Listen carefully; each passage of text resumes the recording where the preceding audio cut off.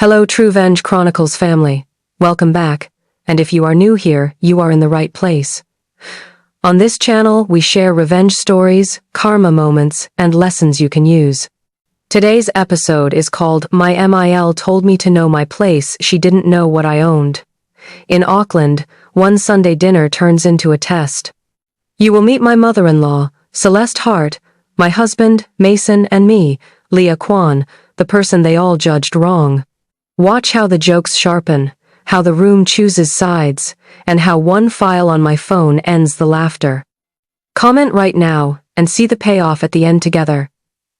Now, sit and enjoy the story of the day.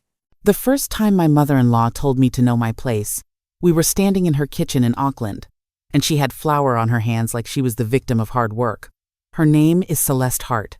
She is 62, always dressed like she is walking into a photo shoot, and she runs the Hart Civic Circle, a charity group that is parties with a thin coat of helping on top. My name is Leah Kwan.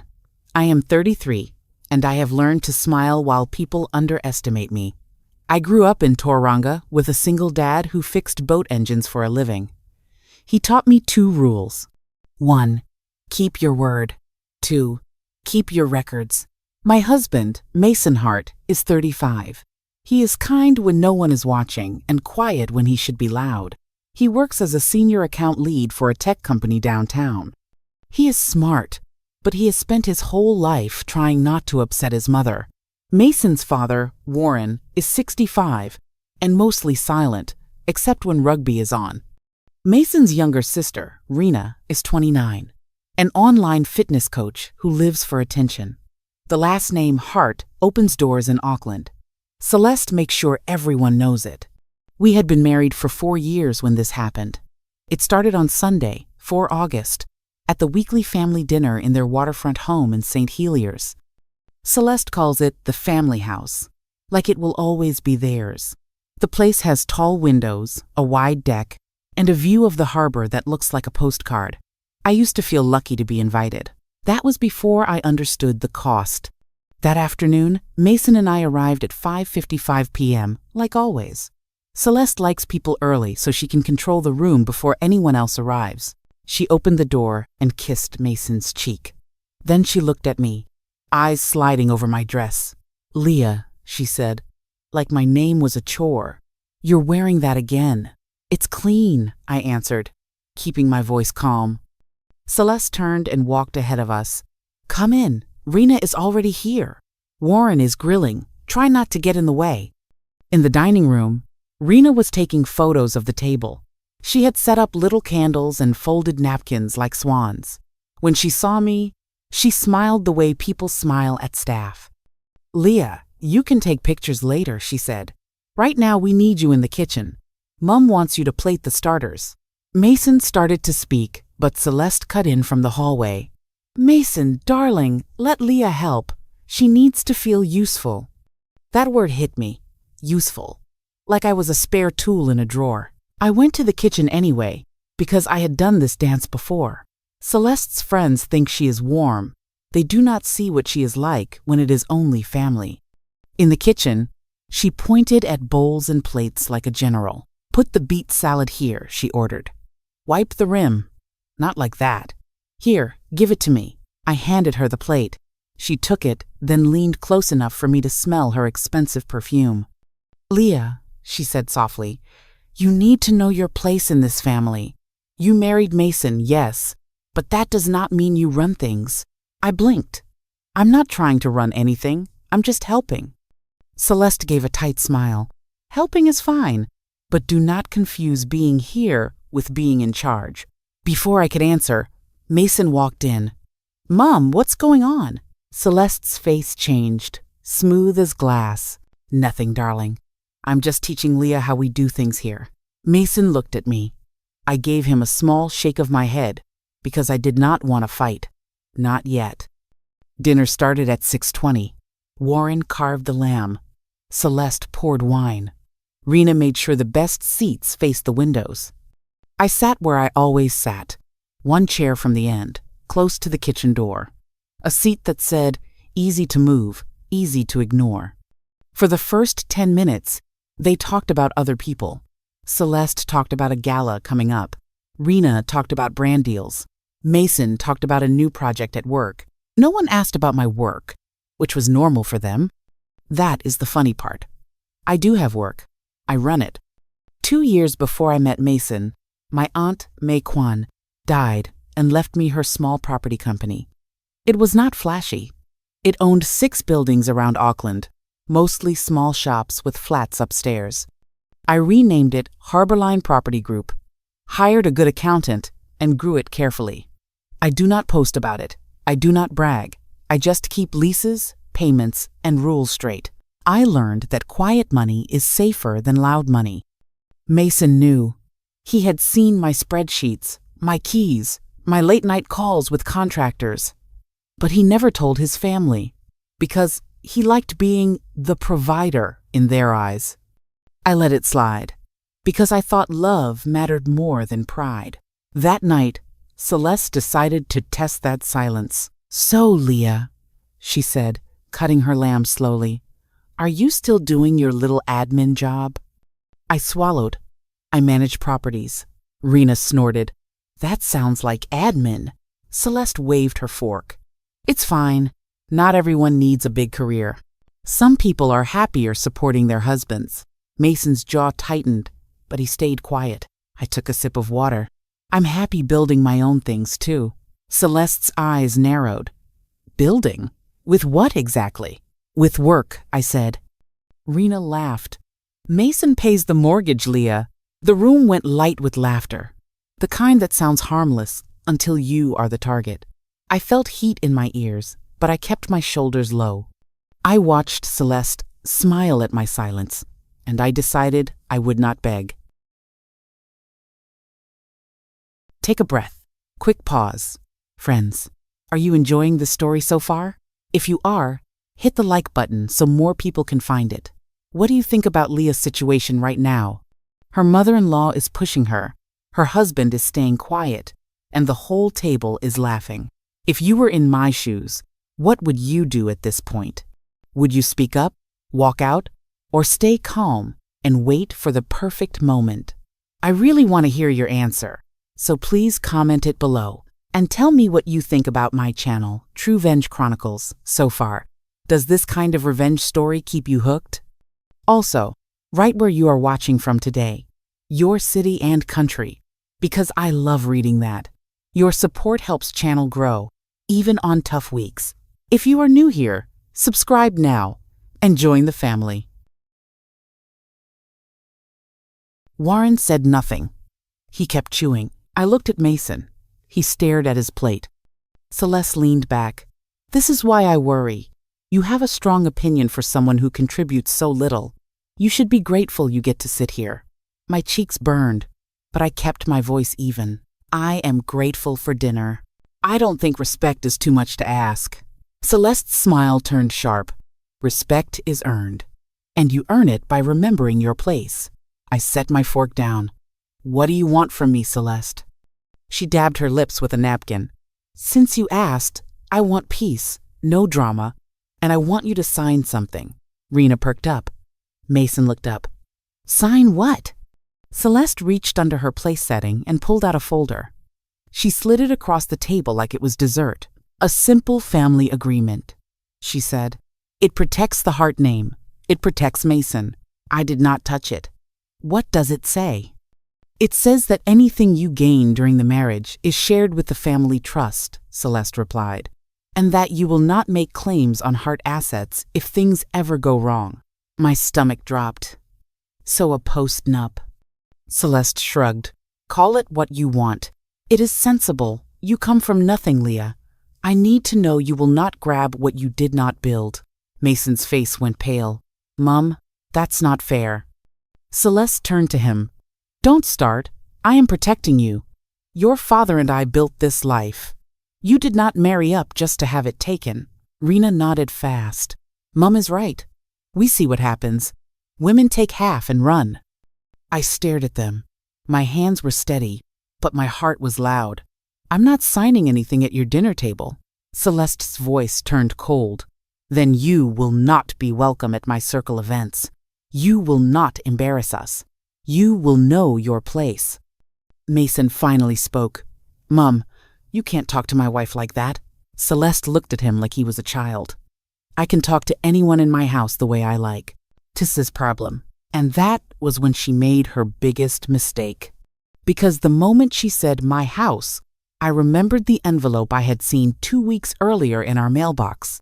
It was a stamped notice from Pacific Coastal Bank, addressed to Warren and Celeste Hart. Mason had been at work. I had picked up the mail. The envelope was marked Final Demand. I did not open it. I just took a photo and put it back. Because Rule 2 is keep your records.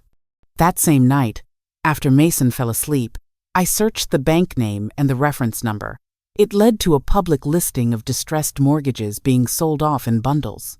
My company had bought one of those bundles in June as a long-term investment. I had reviewed the list, but it was long, and the properties were coded.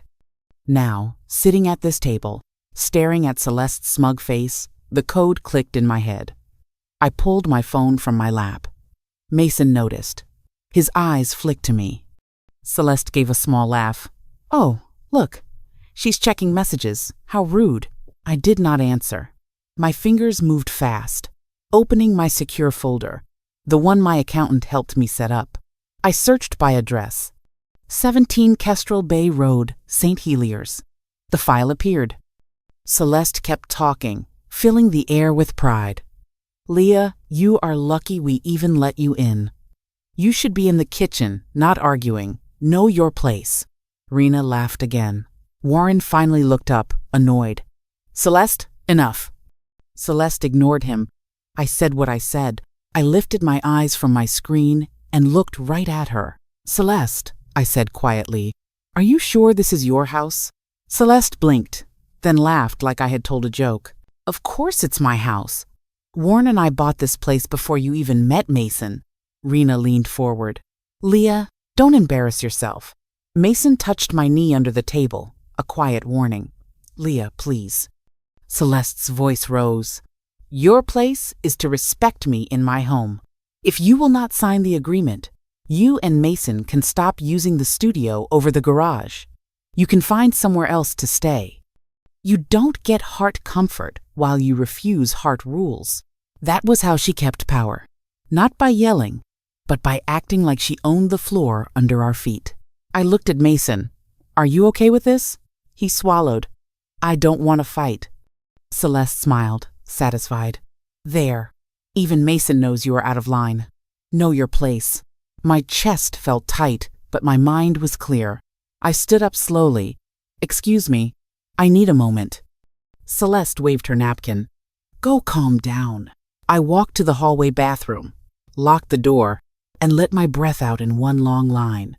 Then I opened the file on my phone again. The address was there in plain text. 17 Kestrel Bay Road. Under it was the owner name Kestrel Bay Holdings Limited, and under that, my company, Harborline Property Group, 100% shareholder. I remembered 18 June, the day I approved a package of distressed loans from Pacific Coastal Bank. It was boring paperwork, just lists and codes, and I had signed off because the numbers worked. I did not know then that one of those loans belonged to the Harts. I only realized it 2 weeks ago when a stamped envelope showed up in Mason and my mailbox marked Final Demand. I had taken a photo and put it back. Because I learned long ago that facts beat feelings. My phone buzzed with a fresh message from my accountant. Leah, the Hart loan is 45 days late. Want me to issue default notice tomorrow? 45 days. That was not an accident. That was them choosing pride over truth. I called my lawyer, Jasper Lynn, and kept my voice low. Jasper, I'm at their dinner. Celeste is pressuring me to sign a postnup, and she keeps calling this her house. Jasper did not sound surprised. Leah, you do not sign anything. And yes, your holding company controls that mortgage. If they are late, you can enforce the terms. The question is how public you want this to get. My husband is sitting right there, I said. If I expose this, I might end my marriage. Maybe, Jasper replied, but silence is already hurting you. If you disclose, stay calm. Show the title summary and the payment history. Then leave. Do not argue. Proof is enough. I ended the call and stared at myself in the mirror. I looked the same as I always did. Brown eyes, dark hair in a low bun, a simple dress. But inside, something had shifted. I was done shrinking to fit their room. When I walked back to the dining room, the air felt heavy. Celeste was telling Rena how sensitive I was. Warren was quiet, watching. Mason's face begged me to make it easy. Celeste lifted her chin. Ready to behave? I did not sit. I placed my phone on the table, face down, between the folder she wanted me to sign and my water glass. We need to talk about something, I said. Something real. Rena sighed loudly. Here we go. Mason stood up halfway. Leah, can we please do this later? I looked at him. Later has been 4 years. Celeste slapped the table lightly. Enough. Either sign or get out. I flipped my phone over and slid it across the table toward her. Before you tell me to get out of your house, read the name on that screen. Celeste frowned and leaned in. Her smile began to crack as her eyes focused. Warren leaned forward too. Mason's hand went cold in mine. Celeste's fingers hovered over the glass like it might burn her. She tried to push the phone back. This is a trick, she said, but her voice thinned. Rena leaned in, then froze. Mason whispered, Leah, what is that?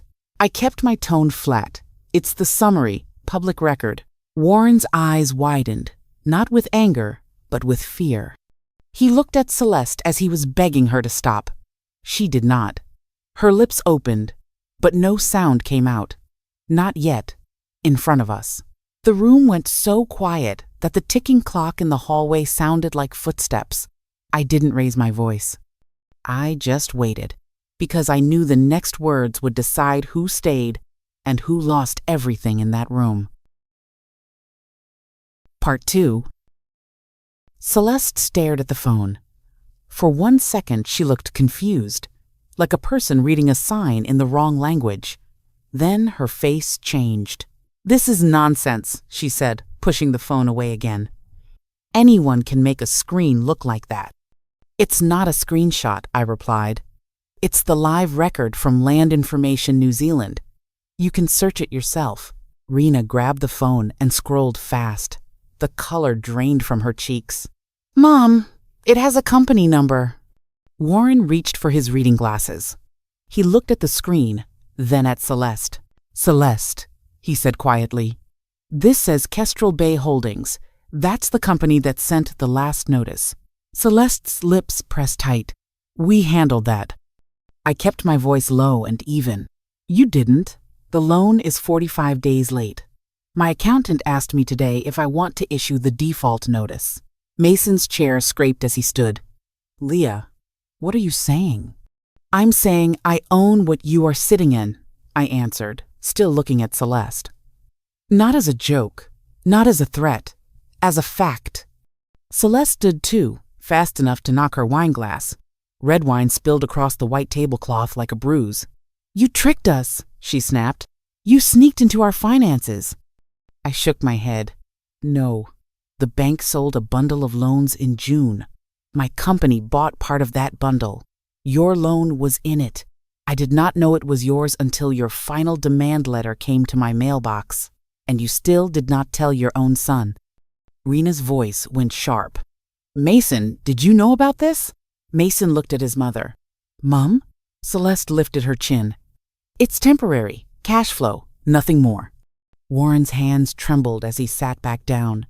Celeste, we were supposed to tell him. Celeste shot him a look that could cut glass. Not now. I picked up the folder she wanted me to sign and flipped it open. The first page had bold words. Family Asset Protection Agreement. There was a line at the bottom for my signature. You planned this, I said. You wanted me to sign away my rights while you hid the fact that you are behind on your own payments. Celeste pointed at me. Know your place, Leah. Your place is to support this family, not attack it. If you is not at A. My jaw tightened, but I did not raise my voice. My place is beside my husband, not under your foot. Mason looked between us, eyes wide. Leah, why didn't you tell me you owned the mortgage? I didn't want to use it, I said. I wanted you to be honest with me first. But tonight you sat there and let her call me nothing. You let her pressure me to sign papers.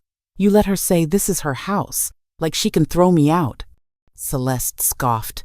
I can throw you out. I turned my phone back toward her and tapped the payment history. No, Celeste, you can't. I can. The words landed hard. Rena's mouth fell open. Warren stared at the table. Mason looked like he might be sick. Celeste's voice jumped. You would evict your own family? I would protect myself, I answered. You taught me that respect is earned. So here is what happens next. I slid the folder back. I will not sign your agreement. Starting tomorrow, all communication about the property goes through my lawyer. You will pay what you owe on time, or my company will enforce the contract. No more threats, no more insults. If you want peace, you can start by treating me like a human. Celeste laughed, but there was fear in it. You think you are powerful because of one paper? It's not one paper, I said.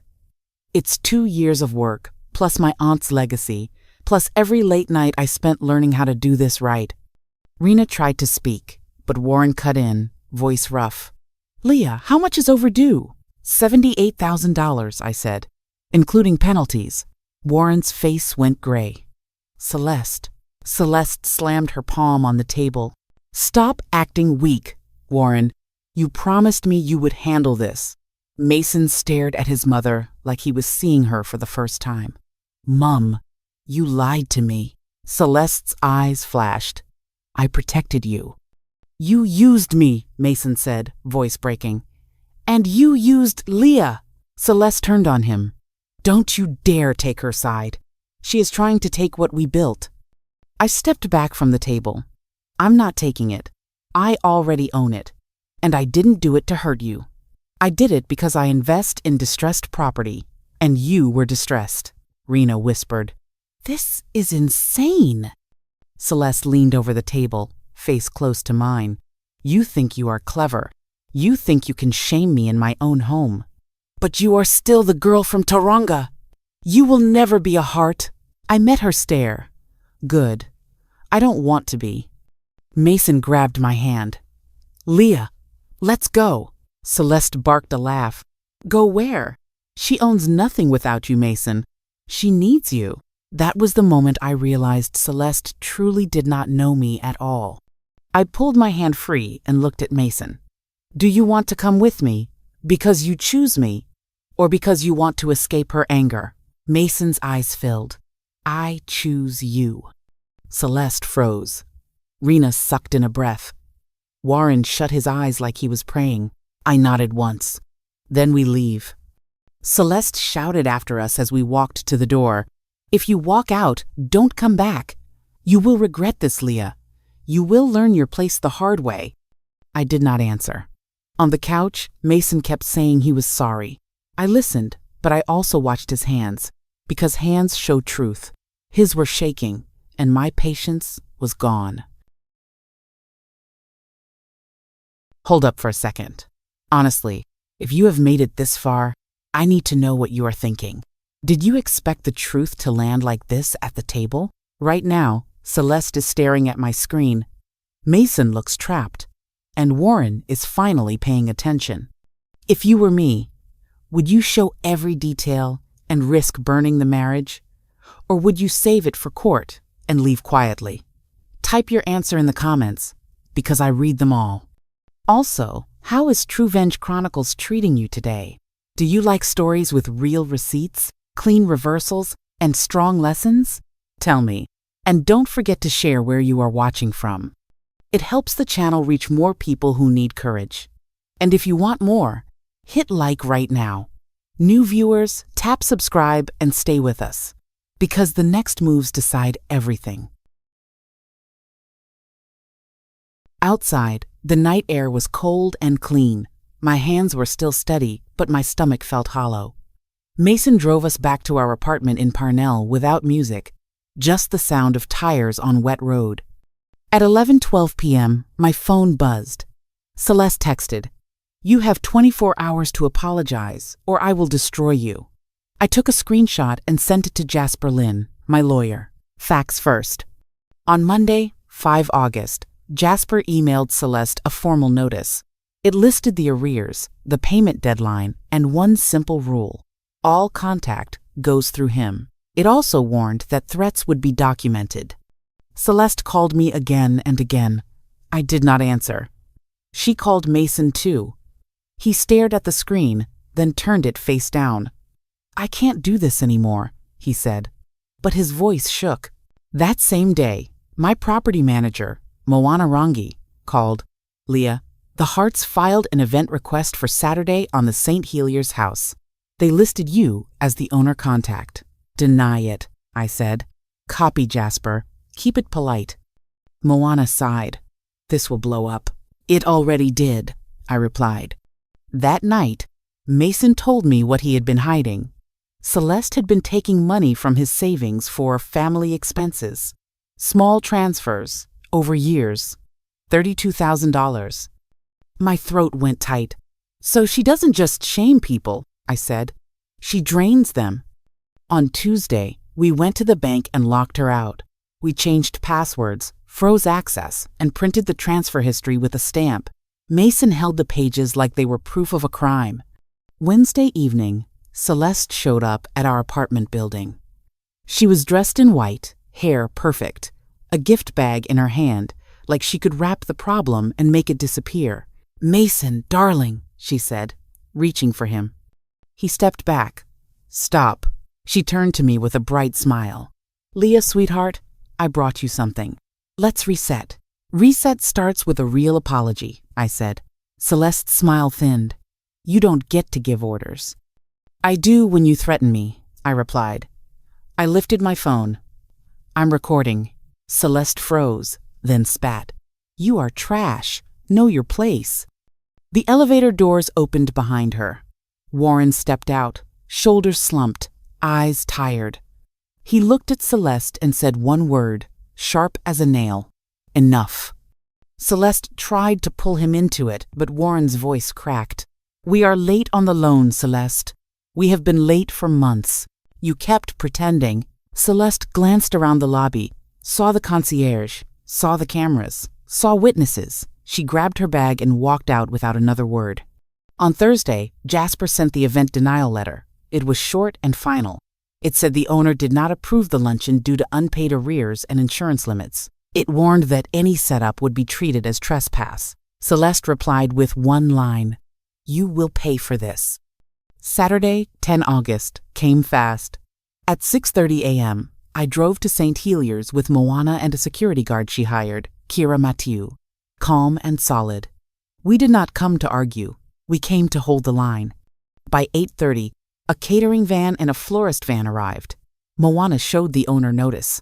Both vans left, annoyed and confused. At 8:45, Celeste's guests began arriving in bright dresses, holding auction items for the charity. They stopped at the locked gate and stared. Some laughed at first. Then they started filming.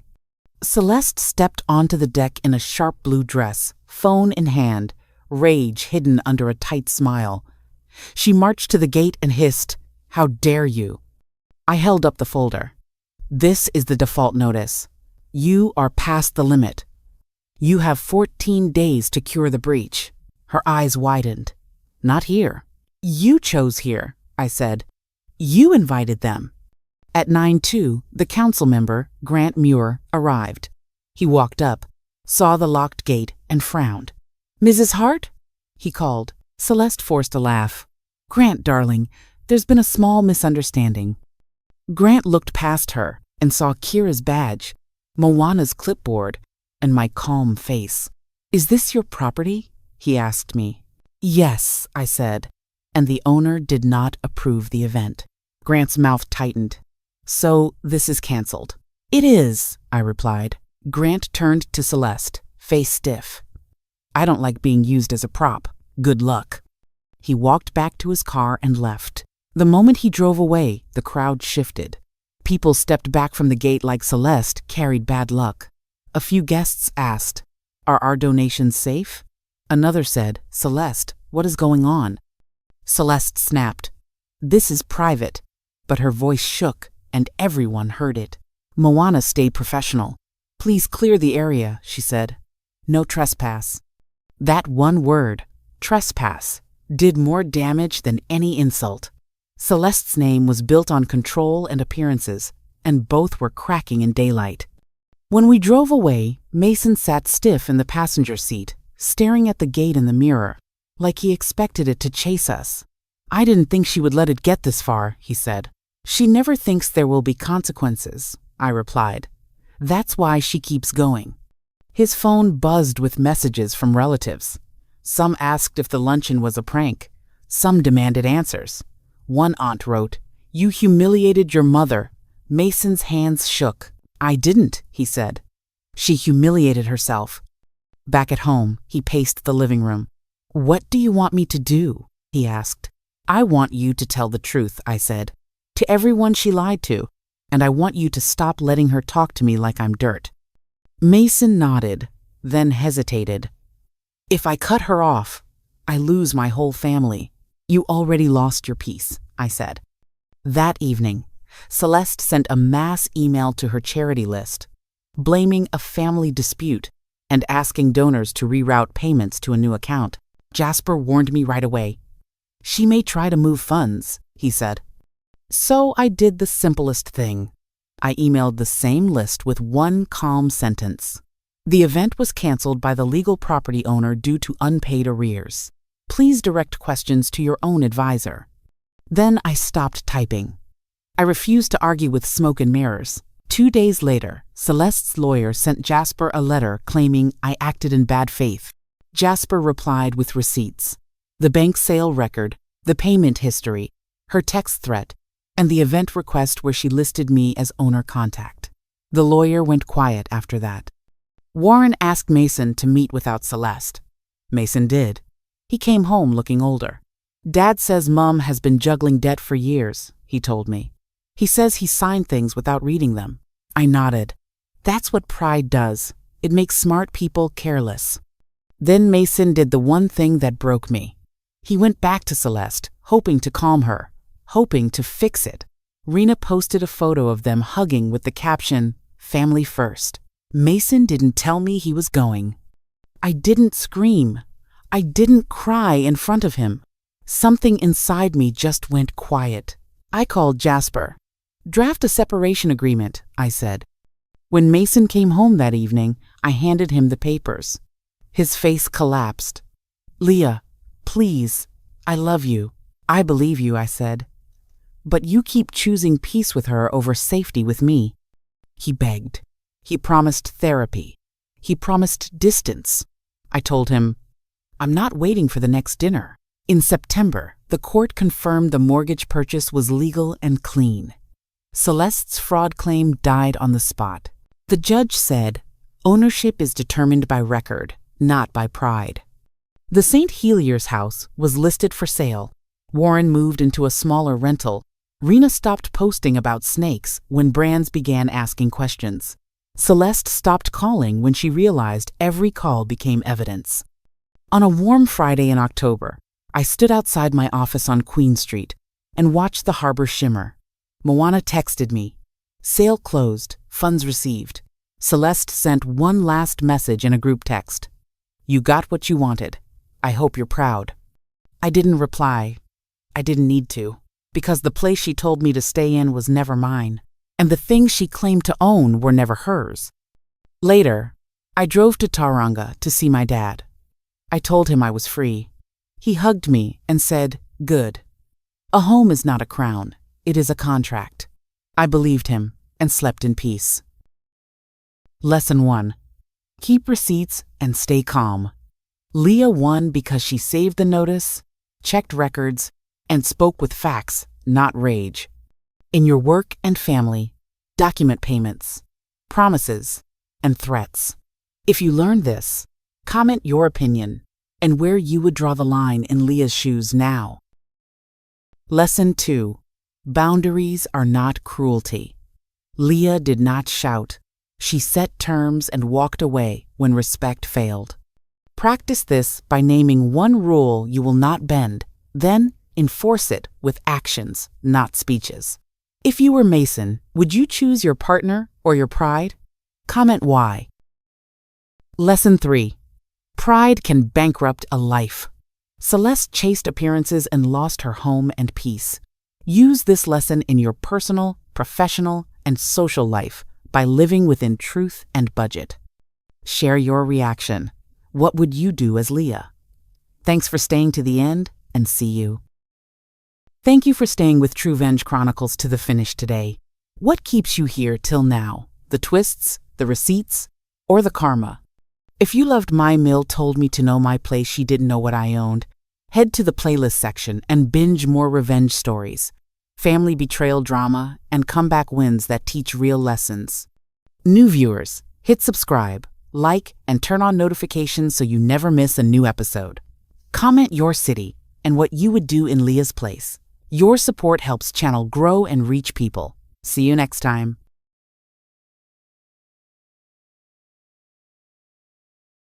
Before you go, hit subscribe and turn on notifications so you never miss the next upload. Then head to the playlists section and binge the best episodes. Family revenge, boss revenge, courtroom twists, and quiet comeback stories. If this story hit you, share it with a friend who needs courage. See you in the next Truevenge Chronicles. Like the video to boost it in the algorithm and help more viewers find these emotional, suspense-filled revenge tales. Your support keeps this channel growing, week after week, story after story together. Goodbye.